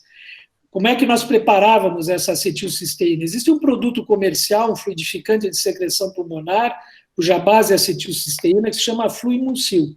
Ele está disponível na farmacopeia humana até hoje. Então, é misturar uma ampola de Fluimucil num substituto lacrimal. Normalmente se usa para essa finalidade um bem barato, como metilcelulose.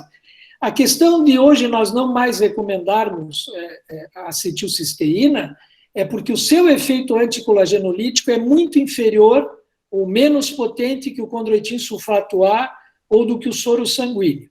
Com relação ao EDTA, que também tem uma boa ação anticolagenolítica comparável à do soro sanguíneo e do condroitin sulfato A, não é a minha opção, porque apenas o condroitin sulfato A e o soro sanguíneo, que tem esses glicosaminoglicanos também, promovem a regeneração nervosa da córnea.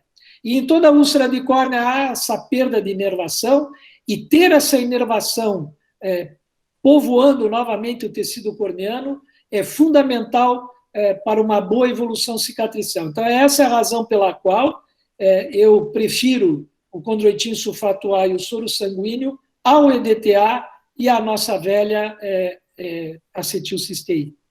Ela pergunta também sobre a tropicamida como cicloplégico midriático. Eu mencionei apenas a fenilefrina, mas com muita segurança, esse colírio que é usado no exame clínico do paciente para produzir uma cicloplegia fugaz, porque a atropina, ela produz essa cicloplegia por um período bastante longo. Por isso que a gente faz, nas primeiras 48 horas, BID, e a cicloplegia ainda permanece por alguns dias. Quando ela, se precisar manter a cicloplegia, poderá ser usada a tropicamida. Mas por que eu não dispenso a atropina em nenhum caso de úlcera de córnea? Porque ela, por ser um parasimpático lítico, ela também produz analgesia da córnea. Porque nós precisamos lembrar que a córnea é inervada pelo nervo corneano, que terminalmente é ramo do quinto par craniano, que é o nervo trigêmeo, que é um nervo que carrega eminentemente fibras parasimpáticas.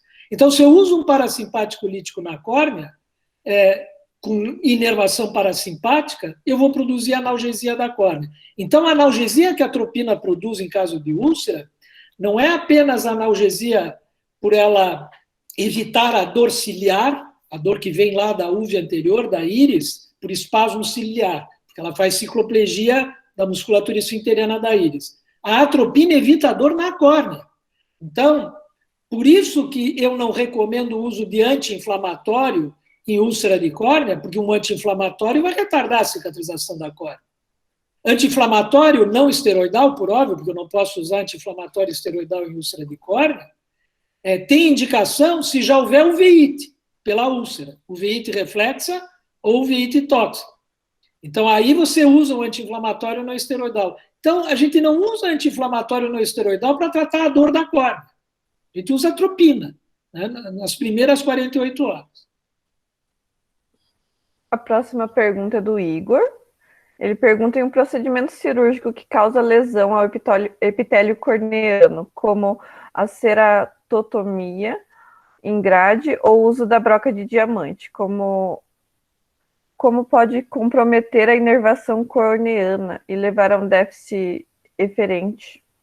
Me perguntou se pode. Né? Na realidade, é assim, quando eu mencionei que a inervação é superficial, ela é superficial em plexos que se organizam, sobretudo, no terço inicial do estroma. Então, quando a gente faz esse procedimento de ceratotomia em grade, com agulha, ou ao uso da broca de diamante, nós vamos até o nível de membrana basal. Ou seja, a gente não destrói o plexo nervoso que se espraia, que se organiza logo abaixo. Se organiza logo abaixo da membrana basal. Então, essa inervação não é tocada pela broca de diamante, nem tampouco pela ceratotomia em grade. Então, não vai haver essa lesão. Tá bom. A Mayara pergunta, comparando os adesivos e colas com flaps, existe alguma diferença quanto à cicatriz pós-operatória? Tem alguma técnica que comumente deixa mais transparente? Bem, na realidade, o que deixa mais transparente é substituir córnea por córnea. E córnea por córnea do próprio paciente. Qual é a técnica? Aquela que foi mostrada no tratamento do sequestro corneano felino, que é a transposição córneo-conjuntival. Se substitui córnea por córnea. Agora, é bom lembrar que existe uma grande diferença do momento e do emprego de cola e de retalho conjuntival, não se pode pensar apenas em transparência. Quando eu tenho uma úlcera importante que destruiu muito da córnea, eu tenho que ter um suporte mecânico à córnea. A gente chama isso de efeito tectônico. Então, eu preciso de uma membrana, que é no caso é a conjuntiva, que proteja a córnea. Segundo, lembrem que a conjuntiva tem vaso.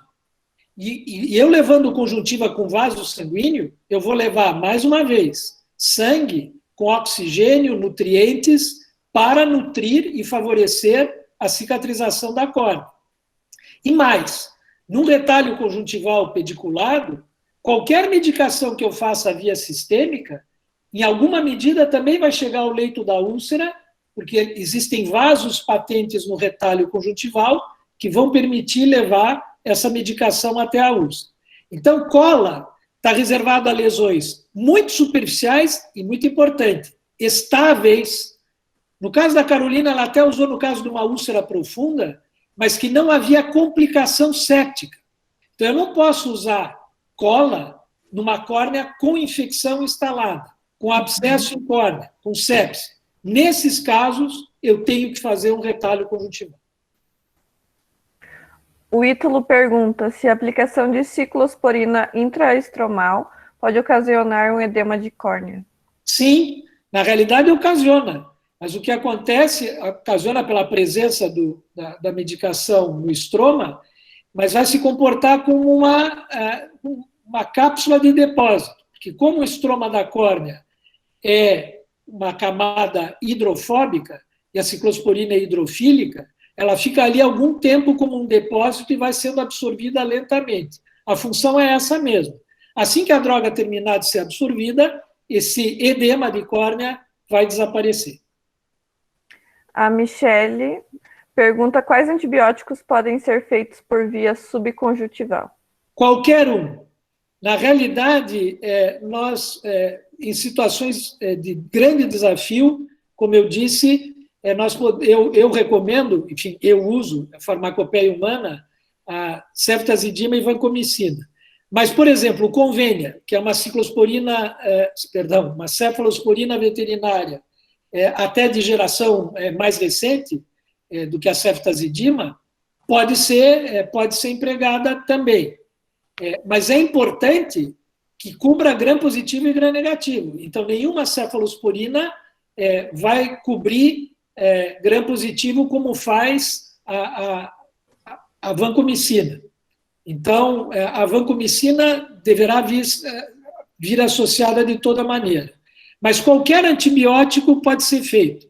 Então, o Brasil ainda é um país que tem tobramicina injetável. Tobramicina continua sendo antibiótico de eleição para tratar infecções por pseudomonas aeruginosa, por pseudomonas SPP.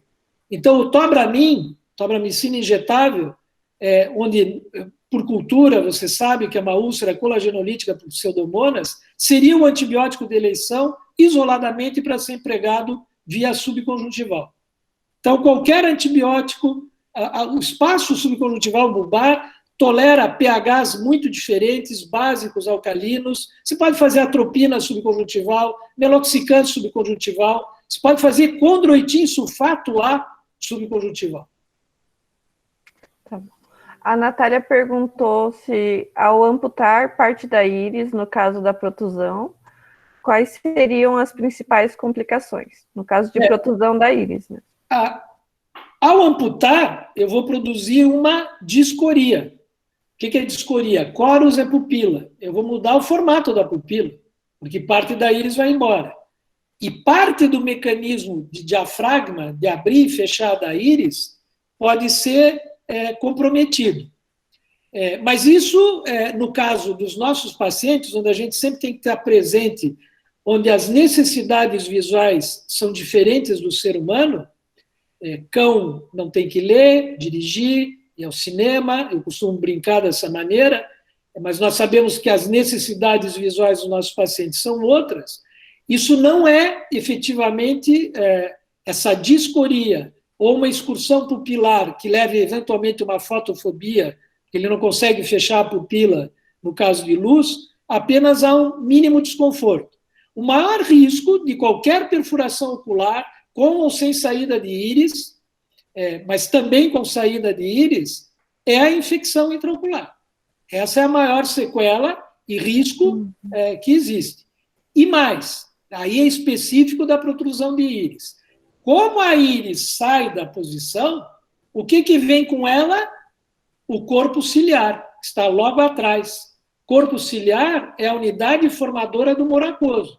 Se o corpo ciliar se desprender, eu vou ter uma hemorragia maciça, vou ter um ifema maciço, que é um sinal desse desprendimento do corpo ciliar, e a consequência será a aftisis bulbi, a atrofia do bulbo ocular. Eu vi alguém comentar a talamia. Talamia é câmara rasa. Qualquer perfuração ocular leva a saída do aquoso, a câmara rasa, e é por isso que a íris sai. Porque a córnea encosta na íris, tem uma abertura, a íris protrui. Se houver uma situação de eventual deslocamento da raiz do corpo ciliar, pode haver, inclusive, luxação do cristalino, descolamento de retina e outras complicações, inclusive, mais sérias.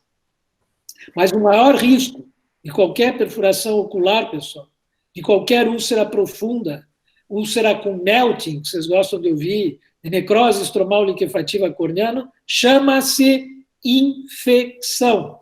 Perdeu a batalha para a infecção, perdeu o olho. O que é uma emergência? Risco iminente de óbito. O que é óbito ocular? Cegueira. A cegueira vai acontecer por uma endoftalmite, por uma panoftalmite supurativa, por uma córnea que se liquefaz porque eu não controlo a atividade da toxina bacteriana, da atividade das enzimas bacterianas. Eram só essas perguntas, professor. No resto, só parabenizações pela palestra. Foi excelente, todo mundo gostou bastante. Que bom, fico feliz. E muito obrigado, a gente da organização agradece o senhor ter dedicado um pouquinho do seu tempo para dividir com a gente. Eu que agradeço a oportunidade, a você, Amanda, ao professor Vinícius, e a todos do grupo. Agradeço também a todos que estiveram conosco até agora. Foi um privilégio, uma grande satisfação voltar a ensinar na Universidade Federal do Paraná, minha querida Universidade Federal do Paraná. Oi, professor, boa noite. Desculpa, eu não pude estar aqui no começo. Tive um problema técnico. Muito obrigado pelo convite. Prazer ouvi-lo. Eu que agradeço. Obrigado pela sua presença. Foi uma honra ter você aqui. O professor é conhecido na universidade, já é da casa. É super bem-vindo. Foi muito bacana, excelente palestra. Parabéns. Muito obrigado, Vinícius. Sucesso a todos vocês. Vida longa a esse grupo. Com certeza. Muito obrigado, professor. Boa noite. Boa noite. Tchau, pessoal. Tchau, tchau. Boa noite, pessoal. Semana que vem temos mais